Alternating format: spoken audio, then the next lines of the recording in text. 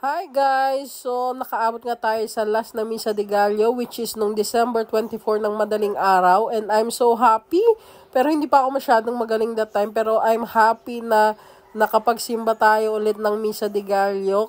Although nagkasakit tayo ng mga ilang araw. Natupad yung sabi ko sa inyo na kahit hindi natin matapos, pag okay ako, magsisimba ko ulit. And here we are nga, kasama natin for today's video ay si Marks and kanyang family. And para feel nyo rin na nagsimba kayo, isasama ko kayo sa last part ng Mass. Sumainyo ang Panginoon. Yung mo kayo tingin ang biyaya ng Diyos.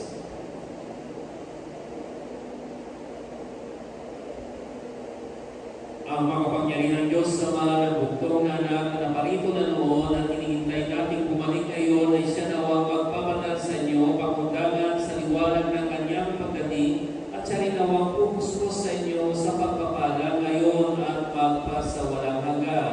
Amen.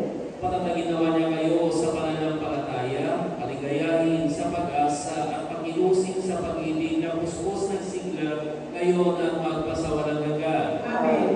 Kayong nagagalak sa pagdating ng nagatawang taong manunubos ay puspusin nawa niya ng gantimpalang buhay na di matatapos kapag siya'y dumating ng may katakilang lubos magpasawalang hanggan. At pagpalain kayo ng mapagmahal at makapangyarihan Diyos, Ama at Anak at Espiritu Santo. Tapos ng banal na misa, humayagay taglay ang pagpag-ibig upang ang Diyos ay mahalin at paglingkuran. Salamat sa Diyos.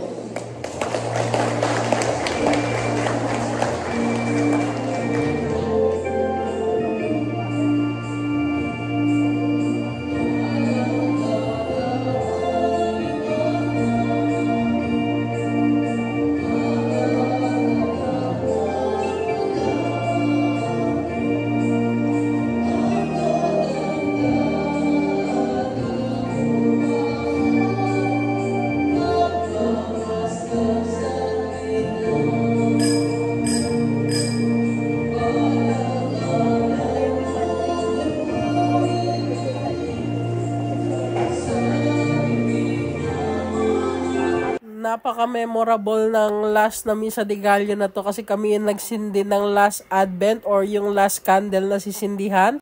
And then nung offer time, nag-offer din kami.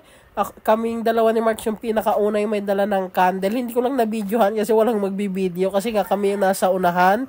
Pati yung pagsindi namin ng kandila pero sobrang memorable. And after nga nung Mass, may paalmusal sila tita na arroz caldo. Kaya ito kami food trip. Thank you for watching!